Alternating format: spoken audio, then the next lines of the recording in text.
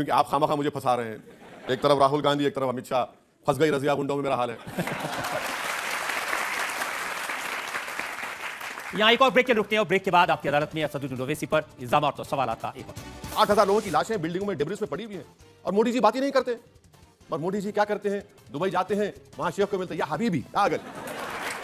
अब बताइए ये कौन सी मोहब्बत है। Welcome back. आपकी अदालत में आज हमारे मेहमान हैं असदुद्दीन ओवैसी। आपकी अदालत में अगला हिस्सा। आपकी अदालत में AIMIM के प्रेसिडेंट असदुद्दीन ओवैसी पर इल्जाम है कि ये मुसलमानों को डराते हैं। ओवैसी साहब, आपकी तकरीरें मैंने सुनी हैं, ऐसा लगता है जैसे आप मुसलमानों से कह रहे हो कि हमें वोट दो वरना मोदी आ जाएगा। नहीं, ये तो बेटा सो जाओ वरना गब्बर सिंह आ जाएगा। नहीं, देखिए मैं फिर से कह रहा हूं 3 सीट में लड़ रहा हूं और ये बोलना कि मेरी वजह से मोदी बीजेपी जीत रही, गलत है। हाँ, हम ये कह रहे हैं कि पॉलिटिकल लीडरशिप को अपनी मजबूत करिए ताकि भारत की राजनीति में आपकी आवाज हो, आपकी मसाइल को सुन सके। तो मेरी कोई सी तकरीर बता दीजिए जो हमें डरा रहे हैं। मैं डरा नहीं रहा। आप डरा रहे हैं, आप कहते हैं हमारी शिनाख्त को खतरा है, हमारी वजूद को खतरा है। 17 करोड़ ऐसे हैं जैसे हिटलर के जमाने में। बिल्कुल बिल्कुल, ये एक बात सच्चाई पर मुबन्नी है, बता रहा हूं आपको। दिल्ली में 600 साल एक मस्जिद को बगैर लीगल प्रोसेस फॉलो करे आपने मस्जिद को शहीद कर दिया। कब्रिस्तान से कफन निकल कर बाहर आ गया, वो ड्यू प्रोसेस है? आप बताइए बिल्किस बानो ने क्या जुर्म किया था कि उसको गैंग रेप करके उसकी बेटी को 2 साल की बेटी को, उसकी मां को मारने वालों को मोदी जी की सरकार ने छोड़ दिया? क्या गुनाह था बिल्किस बानो का? इसमें डराने की क्या बात है? तो सच्चाई है, सारी दुनिया देख रही है उसको कि क्या कर रही है बीजेपी।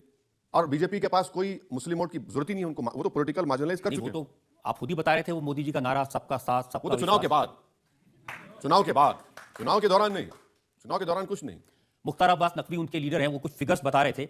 उन्होंने कहा कि हमारे यहाँ मुस्लिम पॉपुलेशन 14.2% है। जो आवास योजना है प्राइम मिनिस्टर की, उसमें 31.3% मुसलमानों को दिए, 33% किसान सम्मान निधि मिला, 36% बेनिफिशरीज हैं मुसलमान मुद्रा योजना के। मैंने यूपी में प्राइम मिनिस्टर आवास योजना का RTI डाला, उसका रिप्लाई देख लीजिए। सब क्या बोल रहे हैं, क्या बोल रहे हैं? RTI में डाला तो आप रिप्लाई नहीं देते आप। अच्छा, यूपी की आप बात करते हैं। अरे भाई, यूपी में आपने इलाहाबाद में घर है महिला के नाम पर, आपने पति को नोटिस देकर घर को डिमोलिश कर दिया। क्यों डिमोलिश किया? क्योंकि CAA का प्रोटेस्ट किया आपने। ये कोई इंसाफ है? बताइए आप। यूपी की आप मिसाल दे रहे हैं। सुनिए, यूं ताली मारने के, यूपी में हथकड़ी में कन्विक्टेड प्रिजनर है, हथकड़ी में, उसमें एक MP भी है, प्रिजनर है, पुलिस की कस्टडी में आकर गोली मार देता है और बोलता है यूपी में सब कुशल मंगल है। ये कैसे होगा? अब ये तो बात योगी आदित्यनाथ कहते हैं उत्तर प्रदेश में लॉ एंड ऑर्डर बहुत इंप्रूव हो हाँ, गया। तो लॉ एंड ऑर्डर यही है कि हम गोली मारो, बुलडोजर चला दो। ये तो रूल ऑफ लॉ के तहत तो नहीं है ना। अगर कल आप सत्ता से दूर हो गए, और होंगे दूर, आप, पावर इटर्नल नहीं है। और इंदिरा गांधी के पास नहीं रहा, नेहरू जी के पास नहीं रहा, सब हम दुनिया में मुसाफिर हैं। आज यहां बैठे हैं, वो क्या शेर है राहत इंदौरी का, वो शेर तो यही है ना कि भाई हम सब किराएदार हैं, जाती मकान थोड़ी हमारा, हम सब चले जाएंगे। जिस दिन सत्ता आपके पास से चले जाएगी, कल वही आपसे कोई करेगा तो क्या करेंगे आप बताइए? हम वही तो कह रहे हैं कि आप ऐसा काम मत करो, कोई ऐसा गलत काम मत करो जो आप उसका एक प्रेसिडेंट बना देंगे। आप तो वही कर रहे हैं। लेकिन यूपी में कानून व्यवस्था, लॉ एंड ऑर्डर में इंप्रूवमेंट हुआ है कि नहीं हुआ? सर, आप सबको गोलियां मारेंगे, जो छोटा छोटा क्राइम होगा उसको पैर में गोली मारकर मीडिया के सामने लाते हैं कि फुला जगह था ये क्राइम, के हमने गोली मार दी उसको। गोली मारने से क्या होगा? आप देश को गोली से चलाएंगे, संविधान से चलाएंगे? ये तो नहीं होगा ना। आप बुलडोजर चला रहे हैं, घर तोड़ दे रहे हैं। मैंने कितने घर तोड़ दिए आपने? हिसाब ही नहीं है सबके। जो कुछ किया उसका असर यूपी में जनता को राहत मिली या नहीं मिली, ये मैं पूछ नहीं, ये देखिए, ये जो खामोशी है ना, ये कब्रिस्तान की और शमशान घाट की खामोशी है। ये खामोशी ठीक नहीं है। इत्मीनान की खामोशी अलग है, शमशान और कब्रिस्तान की खामोशी अलग है। ये जो खामोशी आप देख रहे हैं, इसको आप समझ रहे हैं, सरकार समझ रही है कि ये बड़ा सन्नाटा है। भाई, सन्नाटे की भी आवाज है, वो सन्नाटा ठीक नहीं है हमारे लिए। मैं आपको यूपी के फिगर्स बताता हूं। वो कहते हैं कि हम कोई भेदभाव नहीं करते हैं। यूपी के कुंवर बासित अली, स्टेट प्रेसिडेंट है माइनॉरिटी मोर्चा के, उन्होंने कहा कि 46 लाख प्रधानमंत्री आवास योजना के घर उत्तर प्रदेश में मिले, जिसमें से 18.5 18.5 लाख बेनिफिशरीज मुस्लिम्स हैं। कोई भेदभाव नहीं है। और स्पेसिफिकली अगर कहें तो उन्होंने एक शाहजहांपुर का एग्जाम्पल दिया है। यहां पर 760 घर बने हैं, जिसमें से 524 मुसलमानों को दिए हैं, 70%। नहीं तो आप दिए हैं तो एहसान कर रहे हैं क्या? मैं वही टैक्स पेयर है, देश का पैसा है। कोई योगी जी का घर का पैसा है क्या? उनका घर का तो पैसा नहीं है, देश का पैसा है। आपको तो कॉन्स्टिट्यूशन में आर्टिकल 30 रखा गया, कॉन्स्टिट्यूशन में राइट टू इक्वालिटी रखा गया, कॉन्स्टिट्यूशन में ये सब चीजें रखी गई हैं, तो आपको करना जरूरी है। वो कह रहे हैं कि हम घर दे रहे हैं, राशन दे रहे हैं, और ओवैसी साहब कहते हैं कि दाढ़ी टोपी देख के उसको लोग मारने लगते हैं। बिल्कुल मार रहे हैं। आपकी कस्टडी में 2 लोगों को आप मार दिए, कोई महीना, हर महीने में 2 लोगों को गोली मारते हैं आप, हर महीने में 2-3 घर को तोड़ देते हैं बुलडोजर से। उसके बारे में बात करिए। क्यों वक्फ प्रॉपर्टीज पे आप कब्जा कर रहे हैं गवर्नमेंट? वक्फ प्रॉपर्टीज को क्यों छीन रहे हैं आप लोग, ये भी तो बताइए। और कितना बजट है माइनॉरिटीज का, वो भी बता दीजिए आप, माइनॉरिटी डिपार्टमेंट का। मदरसे के टीचरों को आपने तनख्वाह देना क्यों बंद कर दी, जब देश के सामने आपने कहा कि मदरसे फुला होता है। भाई जब मदरसों में मैथ, साइंस, इंग्लिश पढ़ाया जा रहा था, आपने क्यों बंद कर दिया उन लोगों को? आप बोले हम देंगे नहीं। हलाल का मसला आपने क्यों उठाया वहां पर, क्यों उठाया हलाल का मसला आपने? गैर जरूरी को उठाया आपने वहां पर, और इंक्वायरी करा दी आपने एसटीएफ लगाकर। नहीं कराना चाहिए था। क्यों कराए भाई आप? देखिए इशू क्रिएट करना, और कोई इशू है ही नहीं, आप इशू क्रिएट कर दिए। देखिए आपके बारे में सबसे सही बात हिमंता बिस्वा शर्मा ने कही। हैदराबाद में गए, उन्होंने कहा ओवैसी ने पूरे हैदराबाद में हमास के पोस्टर लगा दिए हैं। मैंने ओवैसी को बोला कि तुम्हारा पासपोर्ट वीसा बनवा देता है, तुम गाजा जाओ, लेकिन वहां जाते नहीं है, यहीं से शोर मचाते हैं। नहीं, हेमंत बिस्वा शर्मा वो कुत्ते और बिस्किट की दास्तान में कंफ्यूजन ला लिए। कुत्ते और बिस्किट की दास्तान थी। हमास का कोई पोस्टर हैदराबाद में नहीं लगा, ये झूठ बोल रहा है हेमंत बिस्वा शर्मा। फलस्तीनियों की ताईद के लिए हमने प्रोटेस्ट किया। भारत सरकार, मोदी सरकार ने खुद फलस्तीन का एक स्टैंप निकाला। मैं हेमंत बिस्वा शर्मा से एक रिक्वेस्ट करूंगा कि चीन हमारी 2000 स्क्वायर किलोमीटर पर कब्जा करके बैठा है। डेप्सांग डेमचाक हम खो चुके हैं। 65 पेट्रोलिंग पॉइंट में से 22 पर हम नहीं जा सकते, वहां के एसपी ने कहा मोदी जी के सामने। तो मैं हेमंत बिस्वा शर्मा से रिक्वेस्ट करूंगा कि भैया तुमको जाने के लिए नहीं कह रहा हूं मैं, तुम आरएसएस का पैंट पहन कर लट लेके मत जाओ। मैं यही कह रहा हूं कि मुझे और रजत शर्मा को कैमरा के साथ डेप्सांग डेमचाक लेकर चल जाओ, हम देखना चाह रहे हैं वहां पर क्या हो रहा है। इतना कर दो बस, आप इतना कर दो। आप वो भी नहीं करते। तो हेमंत बिस्वा शर्मा बोलते हैं ज्यादा, उनको लगता है कि अब मैं सेकंड अमित शाह बनूंगा। तो अब बीजेपी में ख्वाब देखना गुनाह है, इतने बड़े ख्वाब देखना, उनको शायद नहीं मालूम, तो देख रहे हैं, कोशिश कर रहे हैं। उनको लगता है कि मुझे गाली देंगे हमास का। अरे भैया आप ये बताइए, भारत सरकार फलस्तीन की जुल्म के खिलाफ आवाज क्यों नहीं उठा रही? भारत सरकार इंटरनेशनल कोर्ट ऑफ जस्टिस में क्यों नहीं गई? साउथ अफ्रीका चले गया, हाँ आपके ब्राजील चला गया, हम G20 है, G20 में बड़े बड़े मालिक चले गए। ऑफर का क्या करेंगे जिसमें वो आपको कह रहे हैं मैं आपको गाजा पट्टी भेज देता हूं, चले जाइए? नहीं, मैं देखिए गाजा पट्टी जाने का है तो चलिए, भारत सरकार डेलीगेशन लेकर हम जाने तैयार है। भारत सरकार चल के देखे। हम चाहते हैं कि 20 लाख की आबादी गाजा की, 13 लाख लोग बेघर हो चुके हैं, 30,000 लोग इजराइल ने मार दिया, जिसमें से 16,000 मासूम बच्चे हैं, 8,000 लोगों की लाशें बिल्डिंगों में डिब्रिस में पड़ी हुई हैं, और मोदी जी बात ही नहीं करते। और मोदी जी क्या करते हैं? दुबई जाते हैं, वहां शेख को मिलते हैं, या हबीबी पागल। अब बताइए ये कौन सी मोहब्बत है? अब देखिए इनका हेमंतों का जहन देखिए, ओवैसी को हमास से मिला दो, हमास से मिला दो। अरे भाई तुम ओवैसी को मिलाते उन लोगों से जो भारत की आजादी के लिए लड़े, अल्लामा फजले खैराबादी जो काला पानी की सजा में इंतकाल हो गया। तुम ओवैसी को मिलाते ब्रिगेडियर उस्मान से, जिसने 47 में अपनी जान दे दी। तुम ओवैसी को मिलाते हवलदार अब्दुल हमीद से, जिसने 65 की जंग में अपनी जान को कुर्बान कर दिया। तुम ओवैसी को मिलाते जौहर बरादरान से, मौलाना अबुल कलाम आजाद से। मगर नहीं, तुम्हारा थॉट प्रोसेस ही है मुसलमान टू टेररिज्म। उन्होंने कहा कि जैसे आर्टिकल 370 हटा दिया, जैसे हमने राम मंदिर बना दिया, ऐसे ही निजाम और ओवैसी दोनों हैदराबाद से मिट जाएंगे। हम नहीं मिटेंगे, जब तक दुनिया रहेगी हम इंशाल्लाह हम रहेंगे, आबाद रहेंगे। हाँ, जिस दिन हम मिटेंगे उस दिन दुनिया ही मिट जाएगी, याद रखो। तो ये इनका बोलने का थॉट प्रोसेस है। अब इनको क्या लग रहा है कि वहां पर इतना जुल्म किया आसाम के मुसलमानों पर, उसके बावजूद भी आसाम में मुस्लिम बच्चे और बच्चियां जो है सबसे ज्यादा नंबर में नीट में क्वालिफाई हो गए। तो हेमंत तो परेशान हो गए कि क्या ये कैसे इतने क्वालिफाई हो गए। और वहां पर जितने मदरसों को उन्होंने डिमोलिश किया डिजास्टर मैनेजमेंट एक्ट का इस्तेमाल करके, कभी इसकी तारीख नहीं मिलती। कई लोगों को उन्होंने होमलेस कर दिया मुसलमानों को वहां पर, और जरीमैंडरिंग करके उन्होंने असेंबली कॉन्स्टिट्यूंसी बना दी वहां पर। तो ये इनका रिकॉर्ड आसाम का है। अब तो उन्होंने चिंता की है छोटी छोटी मुस्लिम बच्चियों की जिनकी शादी जबरदस्ती कर दी जाती थी। Prohibition of child marriage central act है, पॉक्सको एक्ट है, चाइल्ड मैरिज का एक स्टडी है, गरीबी की वजह से चाइल्ड मैरिज होती है। अच्छा, उनको यह भी नहीं मालूम कि भारत सरकार का डेटा है कि 12 मिलियन चाइल्ड मैरिज इंडिया में हुई, 84% तो हमारे हिंदू भाई बहनों में की हुई है, 11% मुसलमानों की है। तो कहां पर कर रहे हैं वो भाई? आप ये देखिए ना। उन्होंने कहा कि 90 साल पुराना अंग्रेजों के जमाने का एक कानून था, नहीं, जिसके तहत अगर बच्ची की उम्र कम है, लड़के की उम्र कम है, तो भी उसकी शादी रजिस्टर हो जाती थी। ये बिल्कुल झूठ है। गवर्नमेंट ऑफ इंडिया का डेटा है, नेशनल फैमिली हेल्थ सर्वे। ये एक झूठ फैलाई जाती है मुसलमानों के बारे में। जो हिंदू लड़कियों की शादी 18 साल में होती, एवरेज उतना ही मुसलमान लड़कियों की 18 साल में शादी होती। और वो जो 90 साल पुराना कानून उन्होंने जो खत्म किया है, अब कानून ये बना है रात के 12 बजे कि मुझे अगर शादी करना है मुसलमान की बेटी या बेटी की, तो स्पेशल मैरिज एक्ट में करना पड़ेगा। भाई स्पेशल मैरिज एक्ट में निकाह कहां होगा? स्पेशल मैरिज एक्ट में मेहर का कहां प्रोविजन होगा जो दूल्हे को दुल्हन को देना पड़ता है? आप मेरा मजहबी रिचुअल्स जो है जिसके बगैर मेरी शादी नहीं, क्यों छीन रहे मुझसे? आप क्यों छीन रहे मुझसे? यही कहते हैं, ऐसी बातें कह के आप डराते मुसलमान। डराते नहीं, मैं फैक्ट कह रहा हूं, मैं झूठ नहीं कह रहा हूं, सच्चाई कह रहा हूं मैं। उन्होंने जो 90 साल पुराना कानून को खत्म किया है, आपने क्यों किया?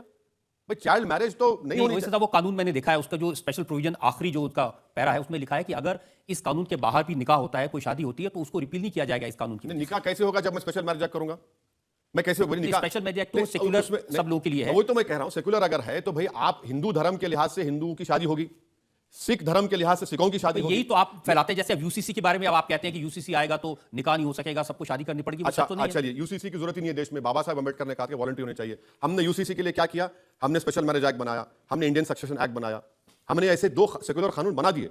अब आप मेरे को बताइए, जैसा कि आप मुझे मालूम था आप सवाल करेंगे, मैं लिख कर लाया हूं उत्तराखंड का सेक्शन 4 सबसेक्शन 4 पढ़ लीजिए।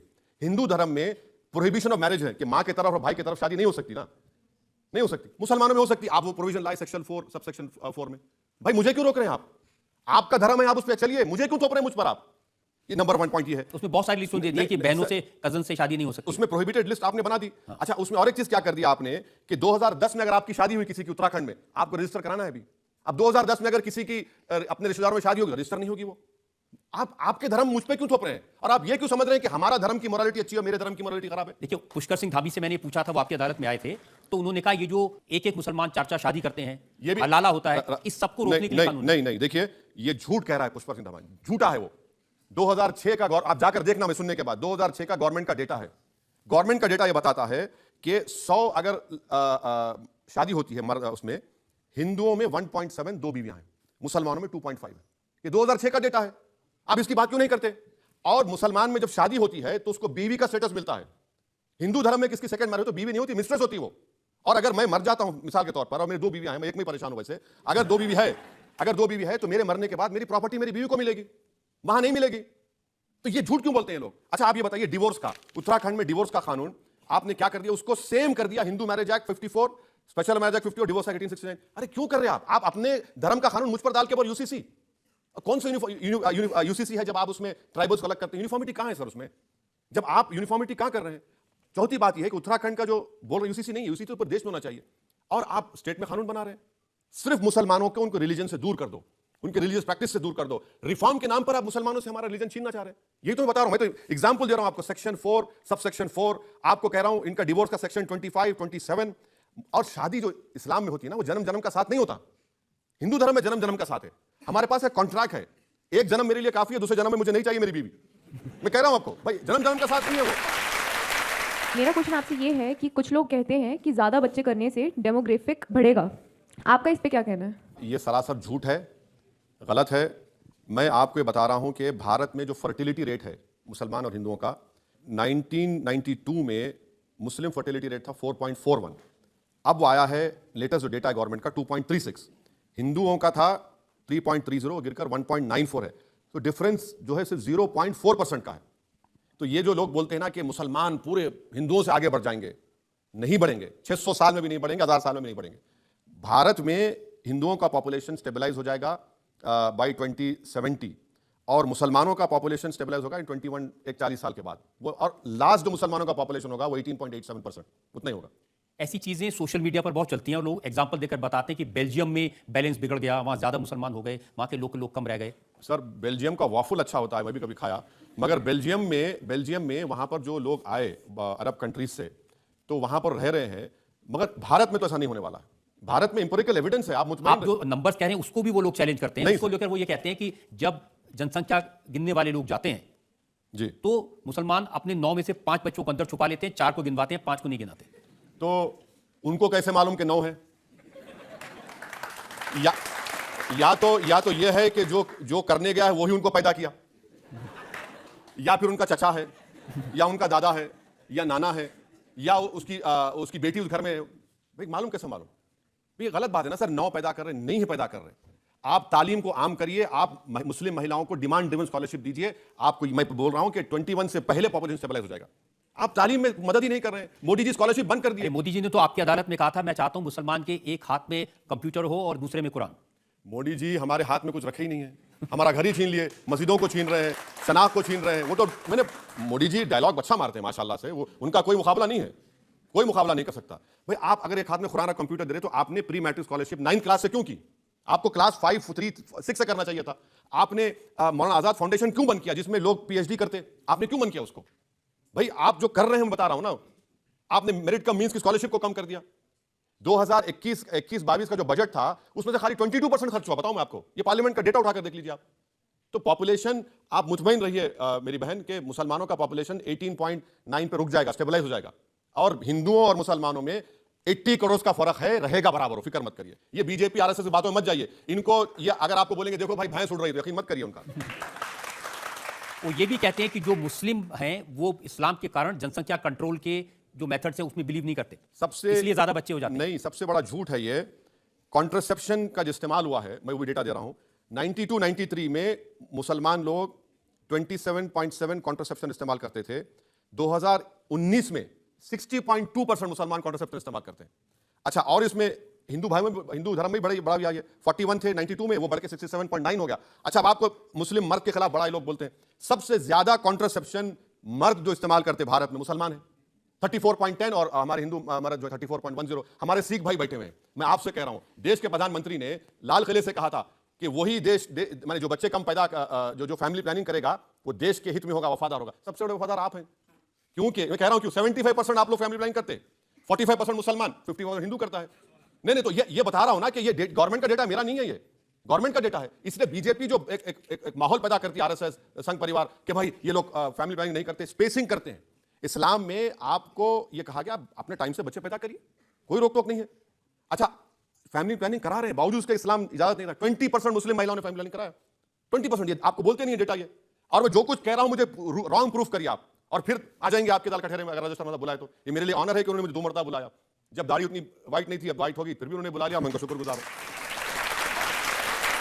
जनता ने सवाल पूछा। आप अपनी तकरीरों में, सभाओं में कहते हैं कि मुसलमान ही मुसलमान का दुश्मन बन रहा है और हमें इनमें कुछ छुपे लोगों को पहचानना चाहिए। तो सर, आपको क्या लगता है कि जो कौम के लोग हैं वो ये बात आपकी पसंद करेंगे और आपके साथ आना चाहेंगे? करबला के मैदान में इमाम हुसैन को शहीद करने वाले मुसलमान थे। करबला के मैदान में इमाम हुसैन के साथ नमाज साथ पढ़ते थे और नमाज पढ़ने के बाद तलवार उठाने वाले मुसलमान थे। करबला के मैदान में रसूलुल्लाह सल्लल्लाहु अलैहि वसल्लम की औलाद को शहीद करने वाले मुसलमान थे। टीपू सुल्तान को, सिराजुद्दौला को धोखा देने वाले मुसलमान थे। तो ये एक तारीख रही है मीर जाफर, मीर सादिक की, जो आज भी हैं। मैं ये बता रहा था आपको।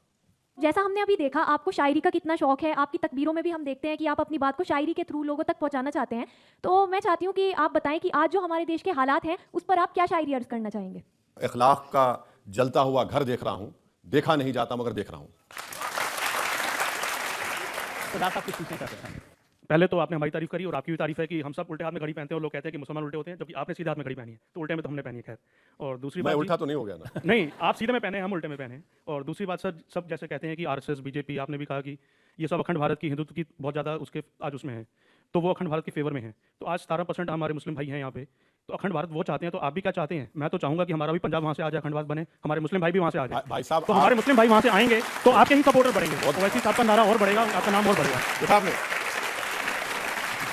अखंड भारत के लिए मैं तैयार हूं। पूरा बांग्लादेश ले लीजिए आप, पूरा पाकिस्तान ले लीजिए, आधा अफगानिस्तान ले लीजिए, आधा बर्मा ले लीजिए, थोड़ा भूटान ले लीजिए, पूरा नेपाल ले लीजिए। मगर सबसे पहले मोदी जी को चाहिए कि पहले पीओके ले लीजिए आप। चीन को भगाइए, पूरा पाकिस्तान ही आ जाएगा तो छोटा पीओके तो महर में ही आ जाएगा। पूरा पाकिस्तान आ जाएगा तो पीओके तो महर में ही आ जाएगा। ले लीजिए ना, कौन रोक रहा है भाई? आप भी सपोर्ट करिए ना सर। अरे मैं सपोर्ट कर रहा हूं, तो मांग रहे हैं, आप भी लिख के दूं क्या मैं? बोलिए आप क्या बोले?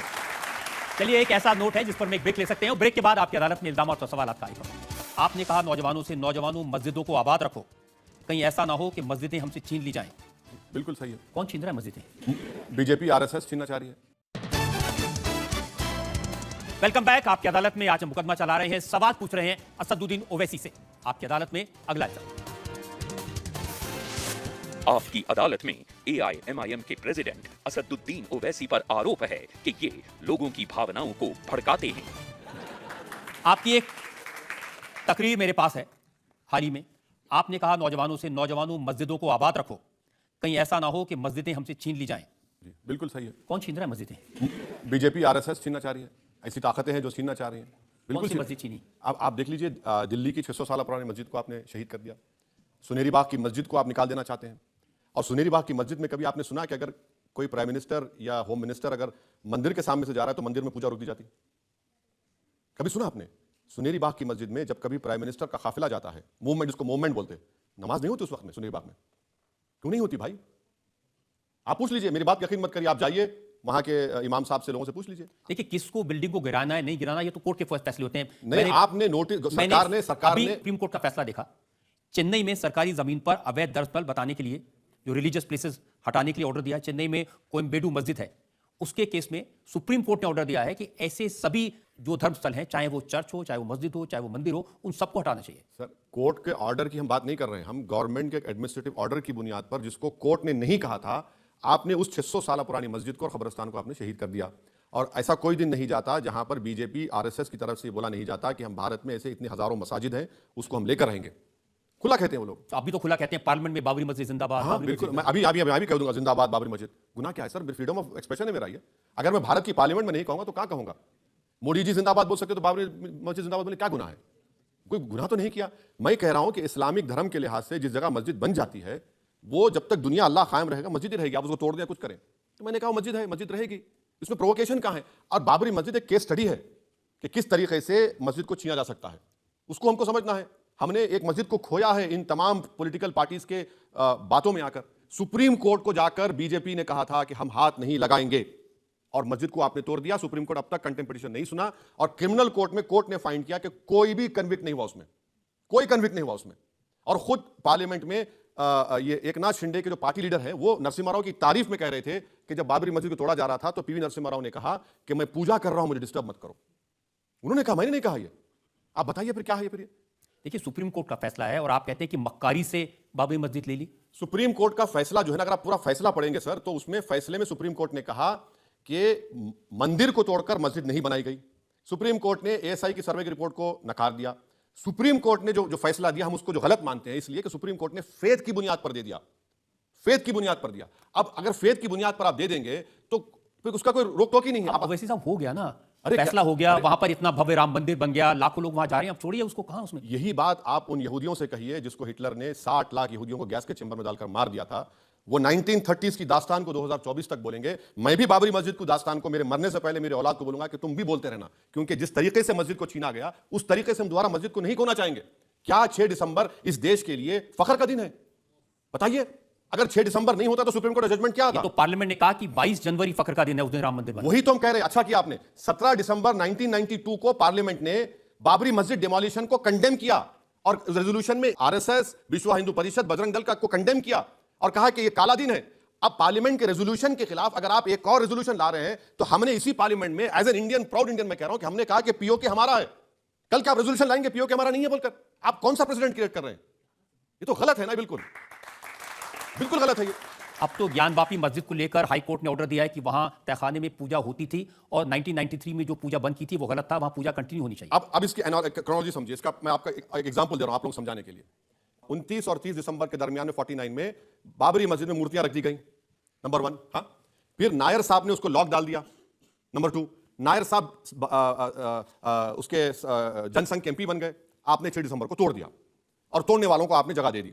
यहां पर क्या हुआ? यहां पर व्यास फैमिली कह रही है हमारे पास 1530 से डॉक्यूमेंट है। मैं भी कह रहा हूं कि मैं भी 500 साल से नमाज पढ़ा था बाबरी मस्जिद में, नंबर 1। व्यास फैमिली कहती है कि 93 में मुलायम सिंह की सरकार ने बगैर रीजन राइटिंग के दिए बंद कर दिया। मैं भी कह रहा हूं कि मेरी मस्जिद को भी आपने बंद कर दिया था। अब कोर्ट आपने कोर्ट को जाके पूजा अलाउ करी, भाई मेरी नमाज क्यों अलाउ नहीं किया आपने? फिर आप समझिए, इसीलिए हम कह रहे हैं कि हम एक मस्जिद को खोए, दोबारा नहीं खोना चाह रहे हैं। आप इन बातों को समझना चाहिए। भाई दूध के जले छाछ को भी फूक फूक कर पीएंगे हम लोग? तो भड़काएंगे आप नौजवान? भड़काएंगे नहीं, सच्चाई को बयान करेंगे। ये जो मैं जो कुछ कह रहा हूं ये फैक्ट है, मैं जो कुछ कह रहा हूं फैक्ट है। अच्छा सर, अब आप चले जाइए, आप ज्ञानवापी पे आ गए, आप चले जाइए मथुरा पे। 1965 में हिंदू और मुसलमानों में एग्रीमेंट हुआ, मुसलमानों ने 8 एकड़ जमीन दे दी। अच्छा, उस एग्रीमेंट पर किसने साइन किया था हिंदुओं की तरफ से? पंडित मदन मोहन मालवीय। क्या पंडित मदन मोहन मालवीय से बड़े हिंदू नरेंद्र मोदी हैं? नहीं है, उन्होंने साइन किया। आप 2023 में बोलते हैं कि नहीं, उनको इख्तियार नहीं था वो जमीन को देने का, लेने का। कौन खोल रहा है इस देश में? कौन जख्म को खोल रहा है? कौन इस देश को उस राह पर लेकर जाना चाह रहा है जहां पर दोनों धर्मों में टकराव होगा? विश्व हिंदू परिषद के जो प्रेसिडेंट आलोक कुमार, उनकी बयान में पढ़ रहा था, वो कह रहे थे कि हम मुसलमानों से हाथ जोड़कर कहते हैं कि अब अयोध्या के बाद में मथुरा और काशी दे दें, उसके बाद हम कुछ क्लेम नहीं करेंगे। ये सब बकवास है, ये सब झूठ है। आए भैया क्यों देंगे? मस्जिद मेरे बाप की थोड़ी है, मस्जिद मेरी मां की थोड़ी है, मस्जिद तो अल्लाह की होती है। मस्जिद का एक कागज है, एक डॉक्यूमेंट है। आप कब तक बोलेंगे वो उस जमाने में मुगल बादशाह था? तो फिर पुष्पमित्रा संघा से कौन इंसाफ करेगा? बताओ मेरे को। पुष्पमित्रा संघा ने कई बौद्ध धर्म के स्तूपों को तोड़ दिया, उसका इंसाफ करिए। चलिए, आप जब मुगल बादशाह को बोलते तो पुष्पमित्रा संघा क्या करेगा? पुष्पमित्रा संघा के बारे में कोई नहीं बात करता। भाई देश जिस जमाने में पुष्पमित्रा संघा थे, जिस जमाने में मुगल थे, क्या संविधान था? राजा रजवाड़ों में राइट टू इक्वालिटी थी? नहीं थी। हमारे पास एक रिटन कॉन्स्टिट्यूशन है, और उस कॉन्स्टिट्यूशन के लिहाज से हमको काम करना पड़ेगा। पंडित मदन मोहन मालवीय ने साइन किया उस एग्रीमेंट पर, आज आप बोलते हैं हम नहीं मानेंगे उसको। देखिए, इसीलिए तो उनको मौका मिलता है कहने का। आप कहते हैं बाबरी मस्जिद जिंदाबाद, वो कहते हैं ये बाबर की औलाद। नहीं, मैं देखिए यही तो मैं बता रहा हूं, मैं चाहता हूं कि मेरा डीएनए करा लीजिए, नरेंद्र मोदी जी का भी करा लीजिए, आरएसएस के लोगों का करा लीजिए। कौन आर्यन है और कौन इस देश का है मालूम हो जाएगा आपको। भाई मैं बाबर का स्पोक्स पर्सन थोड़ी हूं, तो क्या फिर नरेंद्र मोदी और बीजेपी नाथूराम गोडसे के स्पोक्स पर्सन है? अगर मैं बाबर का स्पोक्सपर्सन तो आप बन जाइए उनके स्पोक्सपर्सन, आप नाथुराम गोडसे के स्पोक्सपर्सन बन जाइए। आखिर मेरा क्या ताल्लुक बाबर से, मेरा क्या ताल्लुक औरंगजेब से, मेरा क्या ताल्लुक जिना से? भाई क्या ताल्लुक, अगर ताल्लुक नहीं है तो आपके भाई अकबरुद्दीन साहब औरंगजेब की मजार पर गए, वहां चादर चढ़ाई, फूल चढ़ाए। देखिए ताल्लुक नहीं है सुनिए, औरंगजेब से। जब आप सर, मैं आपको बोल रहा हूं कि आप इंटरनेट खोलिए, वहां पर एक अल्लाह के वली की मजार है, शायद बुरहानुद्दीन गरीब या जरजरी बख्श रहमतुल्लाह गए, वहां पर गए तो आपके रास्ते में खबर आती, उन्होंने सिर्फ फातिहा पढ़ी और चले गए। और ASI प्रोटेक्टेड मॉन्यूमेंट है वो, आप निकाल दीजिए उसको। आपको डेलीगेशन को लेकर जाते औरंगजेब के पास, फातिहा पढ़ी और क्या करे, कुछ नहीं किए। अब उसको बोले अरे वो गए, अरे भाई नहीं, वो जो अच्छा मोदी जी बहादुर शाह जफरी खबर पे गए, अच्छा था वो, अब बताइए आप। देवेंद्र फडणवीस ने कहा महाराष्ट्र में कुछ औरंगजेब की औलादें पैदा हुई हैं, सवाल यह है कि किसके इशारे पर पैदा हो रहे हैं। ये समाज में टेंशन पैदा एक प्रॉब्लम यह है कि देवेंद्र फडणवीस ब्राह्मण है और उनको दिखाना पड़ता है अपने आप को कि मैं सबको साथ लेके चलता हूं, उनका सबसे बड़ा प्रॉब्लम वो है। और उनको लगता है कि पोस्ट मोदी वो प्राइम मिनिस्टर बन जाएंगे, तो उनको ये लैंग्वेज इस्तेमाल करना पड़ता है। और बार बार देखते शिवाजी के बारे में, शिवाजी जब आगरा की फोर्ट से भागे थे, मुसलमान के साथ भागे थे। शिवाजी के जो तोप का जो जनरल था मुसलमान था, शिवाजी के पास मुसलमान थे। लेकिन शिवाजी ने जिसका पेट फाड़ा था वो भी मुसलमान था। बिल्कुल सही है, बिल्कुल सही है, बिल्कुल सही करे। मगर रजत जी एक अभी थाली मार लिए, सुनिए। जब शिवाजी अफजल खां को खंजर घोंप रहे थे तो शिवाजी के पीछे तलवार लेकर कौन खड़ा था? मुसलमान खड़ा था। ये बात नहीं बोलते आपको। अगर आप ऐसा सेलेक्टिवली बोलेंगे, सर मैं भी थोड़ा थोड़ा हिस्ट्री पढ़ा हूं, तो शिवाजी के पीछे खड़े वाला मुसलमान था। अच्छा, और शिवाजी ने क्या किया? अफजल खां को मारने के बाद कहा कि इस्लामिक धर्म के लिहाज से इसकी खबर बनाओ। ये शिवाजी का बड़ापन था। तो इसीलिए तो अब यहां पर क्या कर रहे हैं? यहां बड़ापन देखिए, खबरों को मिटा दिया जा रहा है, ये बड़ापन है। इसीलिए तो कह रहे हैं कि जैसे शिवाजी के पीछे मुसलमान खड़ा था, मोदी के पीछे वैसे ही खड़ा हो जाए। ऐसा सब झगड़ा खत्म हो जाएगा। मैं देखिए, एक बात सुनिए, समंदर के दो किनारे कभी एक नहीं हो सकते। समंदर के दो किनारे कभी एक नहीं हो सकते। मैं किसी के पीछे खड़े होने के लिए पैदा नहीं हुआ। मेरा देश का प्रधानमंत्री देश की जनता के साथ खड़ा रहे, और उस जनता के साथ जो सबसे पिछड़े हैं, डेटा के लिहाज से उनके बारे में बात करें, उनसे नफरत ना करें, उनको अपना समझें। मैं वही चाहता हूं मेरे प्रधानमंत्री से, और कुछ नहीं। फाइनल राउंड में हम एक दो सवाल ले सकते हैं अभी। ओवैसी जी, मेरा सवाल आपसे ये है कि आप अक्सर कहते हैं कि हिजाब वाली लड़की को देश की प्रधानमंत्री के रूप में आप देखना चाहते हैं, तो आप ऐसा ही क्यों चाहते हैं? ये जो बताया जा रहा है कि भाई हिजाब पहन ली तो दिमाग पर कवर हो गया, नहीं, दिमाग पर कवर नहीं है। जो लोग ये समझते हैं कि हिजाब पहनने वाली लड़कियां बड़ी बैकवर्ड हैं, ऑप्रेस्ड हैं, उनका दिमाग खराब है।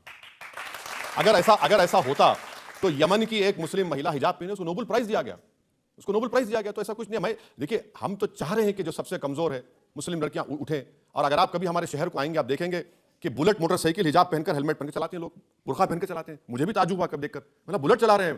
बोले क्यों, तुमको तकलीफ हो रही है? मुझे जवाब मिला, मुझे नहीं, बहुत खुशी हुई मुझे। सीधे योगी आदित्यनाथ कह रहे थे कि जिन लड़कियों को हिजाब पहनाकर आप कैद करना चाहते हैं, उन्हें हम लिबरेट करना चाहते हैं। ना, कैद नहीं है। देखिए, कोई कैद नहीं है। अच्छा, बीजेपी की कोई मुस्लिम मीटिंग होती है ना, आप 200-300 बुर्खा पहने लाके बिठाते हैं, वो क्या है? वो क्यों बिठाते हैं आप उनको? ये दिखाने के लिए, देखो हमारे साथ। अच्छा, वो जो लाके बिठाते हैं, वो देश को दिखाने का नहीं है, वो दिखाना है गल्फ के बादशाहों को हमारे साथ मोदी मुसलमान है, अमेरिका को दिखाने के लिए। अरे भाई, अगर आप मुसलमानों से इतनी मोहब्बत है तो इनको एमपी बनाइए ना, एक टिकट दीजिए, एक एमपी बनाइए, मिनिस्टर बनाइए। आप वो नहीं करते। वो कह रहे थे हम लड़कियों को इज्जत देते हैं, हम लड़कियों को लिबरेट करना चाहते हैं, उनको बड़ा बनाना चाहते हैं, वो फौज में जाएं, वो डॉक्टर बने, इंजीनियरिंग बने। आप जब गोली मार रहे हैं, आप जब बुलडोजर इस्तेमाल कर रहे हैं, आप महिला के नाम पे घर है इलाहाबाद का, पति को नोटिस देकर घर तोड़ देते हैं, तो आपकी कौन सी बातों पर हम यकीन करेंगे? सितमगर तुझसे उम्मीद वफा होगी जिन्हें होगी, हमें तो देखना यह है कि तू जालिम कहां तक है। वैसे साहब, हमने आपसे हर तरह के सवाल पूछे और जैसे आपका स्वभाव है, आपकी फितरत है, आपने बेबाकी से जवाब दिए, किसी चीज को टालने की कोशिश नहीं की। एक ब्रेक के लुटेंगे और ब्रेक के बाद सुनेंगे आपकी अदालत में आज की जज कुमकुम चड्ढा का फैसला आज के मुकदमे।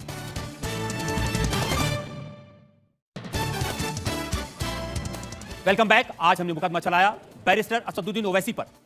उनसे पूछा उनकी शुरुआती जिंदगी के बारे में, उनकी सियासत के बारे में, उनके उसूलों के बारे में, उनके विवादित बयानों के बारे में। अब वक्त है आपकी अदालत में आज की जज हिंदुस्तान टाइम्स की सीनियर जर्नलिस्ट कुमकुम चड्ढा के फैसले का। ओवैसी जी अपनी कौम की एक बुलंद आवाज़ है और जब वो बोलते हैं तो सब सुनते हैं। Everyone listens when Owaisi ji speaks. उनकी बातें दिलचस्प हैं और उनकी बातों में अग्रेशन और एक फायरी एलिमेंट है और ये उनकी पर्सनालिटी है, तो अग्रेशन को उनसे अलग नहीं किया जा सकता। It is like segregating fire from wood और taking away the trees from the forest, so to speak. Rajat Sharma is razor sharp, he is of course a colleague and बेबाक हैं और बुलंद हैं। इसलिए आज का जो तकरार थी या जो ये मुकाबला था, एक लेवल प्लेइंग फील्ड पे था and it was at the same level. So फैसला करना थोड़ा मुश्किल है, बट ओवैसी जी ने हर चीज़ का, हर प्रश्न का मुंह तोड़ जवाब दिया है। तो अदालत उनको ये हिदायत देते हुए कि अपनी भाषा पर थोड़ा संयम रखें,